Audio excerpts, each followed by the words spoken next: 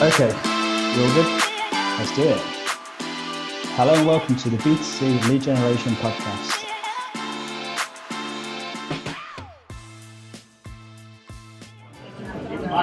You're listening to the B2C Lead Gen Podcast, live from Lead Generation World London 2022. And today we have the godfather of lead generation, Mr. Bruce Cook, joining us. How you doing, Bruce? Hello. Thank you for joining us on the show. We appreciate it. Glad to be here. So, you may have listened to other podcasts before. What we're doing is we're picking random questions and we're going to give it to Bruce, see what he gets, and come up with some great stories. Let's go for it, Simon. Yeah, let's try it. Fire away. Okay, Bruce. First question is, how will lead gen change in the next 5 years? You've just talked of similar sort of subjects, so... I spent an hour talking about that. Can you do it in 5 minutes? So I will do it in less than 5 minutes. 3 minutes then. Yeah, 3 minutes. So here we go. I talked today about the arc of lead generation on our way to customer acquisition. So I think a lot about in our business how important customer acquisition over just lead generation is. I think there's more value there, and that at LendingTree is where we're heading. So in this arc, it starts at lead gen 1.0. It's advertising arbitrage. Most of us are in that business. We buy a lead for $35, we sell it for $70, go on to the next, and So it goes on. that's the business. Business will hit plateaus. You can only get them so big, and you have to think about other ways to do this business. So at LendingTree, we started to look at transactional part of the business. How can we go deeper into the funnel with the consumer, create more value with that consumer, create more trust with that consumer, and as I said, create more value for our network. And so we began on that journey 5 or 6 years ago, and some of the lead gen businesses we have or the verticals we have, we'll take a consumer deeper in the funnel, and that was leading us to the managed marketplace. So a logged-in experience, which we felt was the logical extension of lead generation on the way to customer acquisition. Why customer acquisition is so important is a consumer is not a customer. Customer has bought something, they're a customer of somebody's. That means a transaction has happened. That's the way we like to think about it. So managed marketplace required LendingTree to have multiple verticals. So you have to be able to talk to a consumer, acquire a consumer once. In one vertical sort of thing. Yes, you could. Yeah. Maybe they come in as a mortgage lead, maybe they came in as a credit card, but it required you to make investments in a very large series of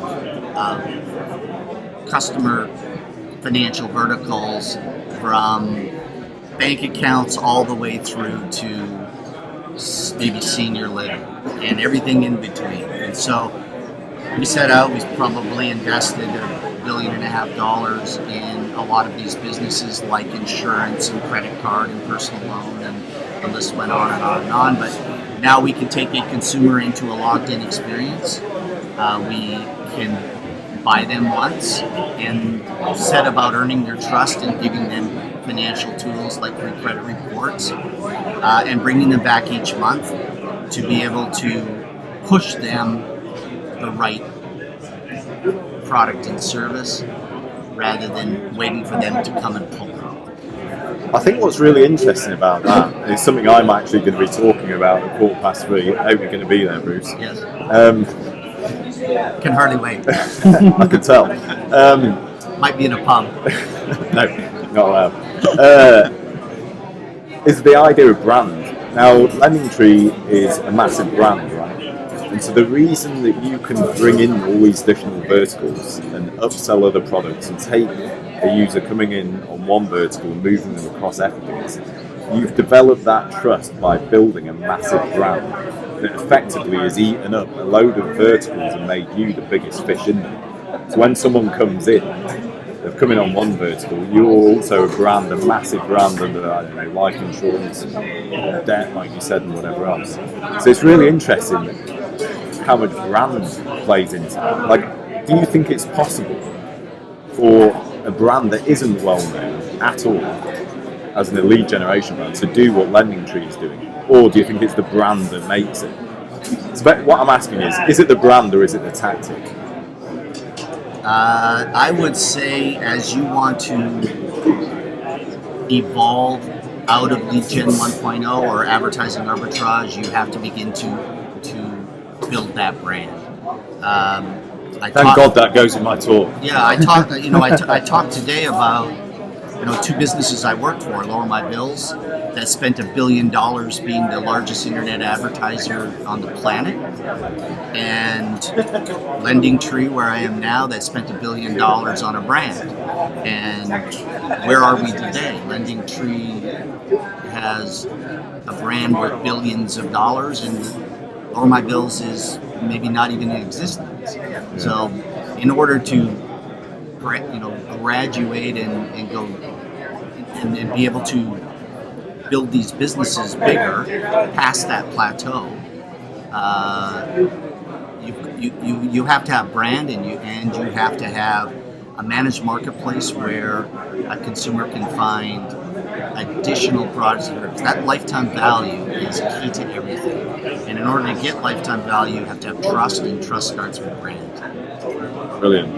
Now, we've been doing one question per thing. We'd like to ask you two, as you are the godfather of lead generation. It feels only right. And I don't want to end up with a horse's head in my hotel bed if we don't. Okay, well, as I say, shoot. Don't say that.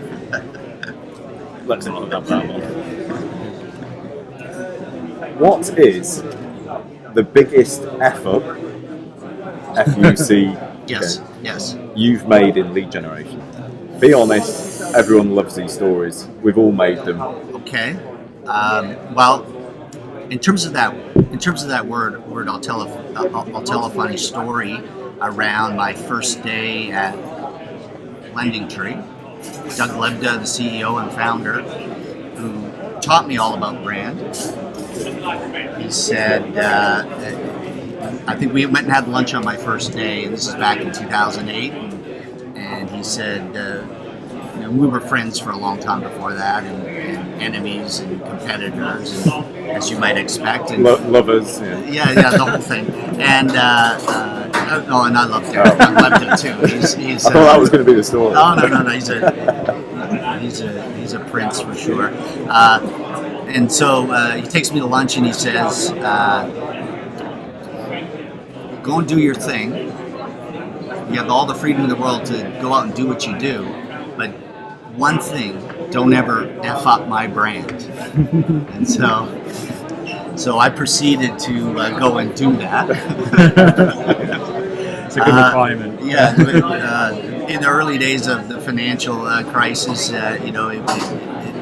had a huge big mortgage lender in there, and it was we were downsizing everywhere we could, and it was very difficult to bring leads in. We didn't have much of a marketing department. We were rebuilding this whole brand, and so I went out and thought that if I sent maybe 20-25 million emails a day for months and months on end, that it brought all these leads in, that would do it. And it did it all right. That was the biggest step up. It was not pretty. It kept us alive for a little bit, but certainly not my proudest moment.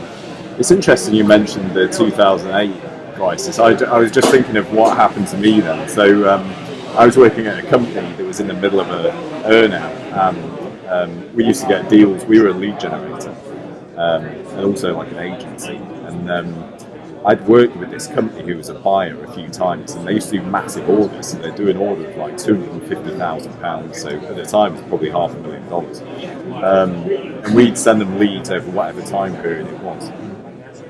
And 1 month in 2008, they sent an order of, I think it was £150,000. And we used to invoice at the end of the delivery point. So we'd deliver the leads over like 2 months, whatever it was. And he went bust. And I'd been paid all this commission, which was a lot for that particular order. And he went bust, and we lost £150,000. Imagine generating all that traffic. It literally went. I got like all this money back. And I remember the accountant came over and went, "We need all our money back." I was like, oh gosh. The incredible thing about this story is that guy who went bust, I didn't hear from him from 2008 until 2018, 10 years, and now he's one of our clients who uses our software. Comes around, goes around. He just pays double what everyone else does. Exactly. Yeah. Make it up. Amazing, Bruce. Thank you so much for joining us. I feel like that was not enough time to scratch the surface of your story, so we'll do a podcast after this and we'll get you back on. Absolutely. Yeah, it'd be brilliant to get you on. Yeah, anytime, guys. Happy to. We can also do my phone call too. Brilliant. Thank you. Thank you. Thanks for listening to the B2C Lead Generation podcast. Be sure to hit subscribe to hear more from those at the very cutting edge of the lead gen world.